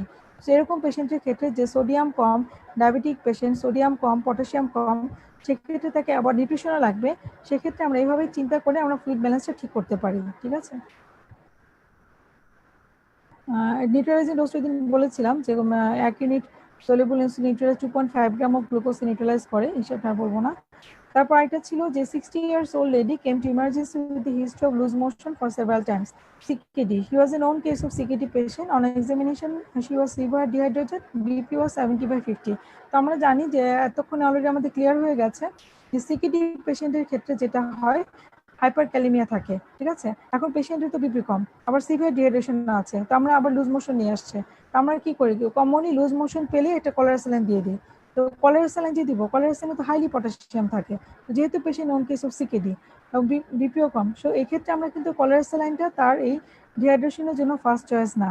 তো আমাকে এখানে কলেরা স্যালাইনটা দেওয়া যাবে না until I am getting the electrolyte report. ঠিক আছে, so do you give cholera saline? No. Hardness saline, SBP? No. Our first choice of fluid is normal saline or DNS until getting the electrolyte report. ঠিক আছে, তো আমরা এখন একটা summary করি। যেমন আমরা যখন একটা পেশেন্টকে ফ্লুইড দিব, ফ্লুইড দেওয়ার আগে একটা জিনিস মাথায় রাখবো, আমাদের সবচেয়ে ভালো এবং কমনলি ইউজ ফ্লুইড হচ্ছে নর্মাল স্যালাইন, আইসোটোনিক ফ্লুইড। কাজে কোনো কিছু যদি না জানি, ব্লাইন্ডলি যদি ফ্লুইড শুরু করতে হয়, সেক্ষেত্রে নর্মাল স্যালাইনটা শুরু করাটা ভালো। বাট পেশেন্ট যদি দেখা যায় কনসিয়াস লেভেল খারাপ, unconscious water level of consciousness, সেক্ষেত্রে নর্মাল স্যালাইন শুরু করাটা ঠিক না, সেক্ষেত্রে হার্টম্যান শুরু করাটা ভালো। কারণ নর্মাল স্যালাইনে দেখা যায় সোডিয়াম বেশি থাকে, যেহেতু পেশেন্টের নার্ভাস সিস্টেমের প্রবলেম নিয়ে এসছে, যেমন পেশেন্ট ডাউজি থাকতে পারে, কনভার্সন থাকতে পারে, সেক্ষেত্রে ইলেকট্রোলাইটটা করেই নর্মাল স্যালাইনটা দেওয়া উচিত। কারণ এটা হাইপোনেট্রিমিয়া হতে পারে, হাইপারনেট্রিমিয়া হতে পারে, ইলেকট্রোলাইট না করা পর্যন্ত আমরা বুঝতে পারবো না। কাজে ফার্স্ট চয়েস অফ ফ্লুইড কি দিব, এটা জানার জন্য আমাদের ফ্লুইড কম্পোজিশন গুলো এবং একই সাথে কোন ইলেকট্রোলাইটে কি প্রবলেম হয় সেটা জানা থাকলে আমরা নিজেরাই প্রথম একটা ফ্লুইড চয়েস করে দিয়ে দিতে পারবো। যেমন বিশেষ করে যারা জুনিয়র ডক্টর, তাদেরকে সার্জনরা বলে পোস্ট অপার অর্ডার একটা ফ্লুইড দিয়ে দাও, বা আমরা অনেক সময় ফোনে বলি পেশেন্ট আসছে একটা ফ্লুইড দিয়ে দাও। তো সেই ইন্টার্নি ডক্টর বা জুনিয়র ডক্টর কি দিবে, সে যদি এইটুকু তার বেসিক নলেজ থাকে, সে ইজিলি একটা ফ্লুইড পেশেন্টকে অ্যাডজাস্ট করে দিতে পারবে। ঠিক আছে, আমি তাহলে আজকে কাজটি শেষ করছি। জেনেসিসের কেউ কি আছে?